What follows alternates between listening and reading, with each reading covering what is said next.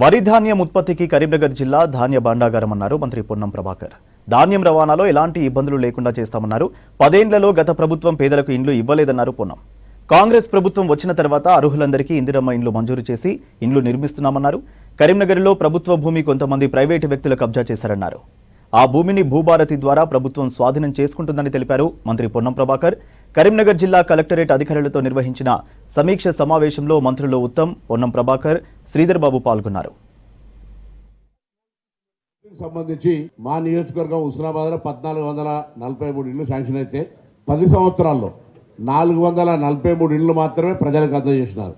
అందులో 243 ముల్కనూరులో దత్తతగా తీసుకొని ఆనాడు కేసీఆర్ గారు ఇండ్లు కూలగొట్టిస్తే అవి మేము మానవ హక్కుల కమిషన్ పోతే ఇచ్చినటువంటి ఇండ్లు మొత్తం constituency 10 years 443 house completed.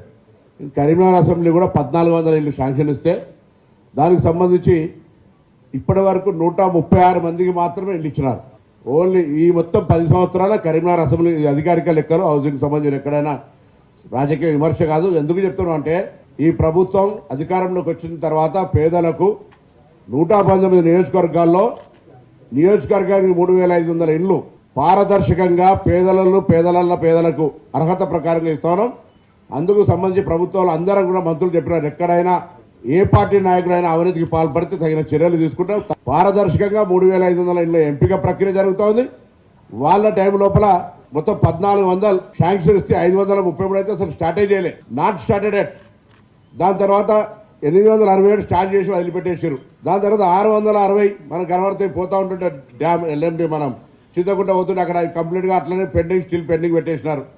Only 207 complete చేస్తే 156 సెలెక్షన్ చేసినారు, 136 మాత్రమే అలాట్ చేసినారు. ఇది కరీంనగర్ కాన్స్టిట్యూన్సీ పరిస్థితి. సో ఈ విధంగా రాష్ట్రం మొత్తం ఏ నియోజకవర్గాలైనా 10 ఏళ్లలో వాళ్ళు ఇచ్చిన ఇందిరమ్మ ఇండ్లు ఇప్పుడు రేవంత్ రెడ్డి గారి నాయకత్వంలో లేదా కాంగ్రెస్ పార్టీ నాయకత్వం లోపల ఇలా నియోజకవర్గానికి 3500 ఇండ్ల ఎంపిక పారదర్శకంగా జరుగుతూ ఉంది. అటు సివిల్ సప్లైస్ కావచ్చు, ఇటు ఇరిగేషన్ పరంగా మన జిల్లా ముందే 90% ఇరిగేటెడ్ ఏరియా లోపల ఇవాళ కాళేశ్వరం ఉన్నా లేకున్నా మన జిల్లా పంటలు తీసే దాంట్లో ఏ విధంగా తీసుకోమో ముందే మా ఏరియా అంతా 90% ఇరిగేటెడ్ ఏరియా. ఇలా వారు చెప్పుకోవడానికి ఒక పని కూడా 10 ఏళ్లలో జరిగింది ఏం లేదు.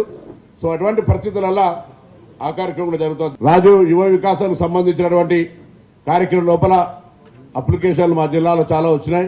దానికి సంబంధించి కొంత మీరు తీసుకున్నటువంటి దాని ప్రకారంగా భవిష్యత్ కార్యాచరణ లోపల అర్హత కలిగినటువంటి వాళ్ళకి ఇచ్చేటువంటి ప్రక్రియకు సంబంధించి మీరు పర్యవేక్షణ చేయాల్సిందిగా కోరుతూ, భూభారతికి సంబంధించి మా జిల్లాకు సంబంధించి లేదా కొన్ని నియోజకవర్గాల లోపల ల్యాండ్కి సంబంధించిన గవర్నమెంట్ ల్యాండ్ చాలా ఇబ్బందికరమైనటువంటి పరిస్థితి లోపల కొంత ప్రైవేటు వ్యక్తుల చేతిలోకి వెళ్ళింది.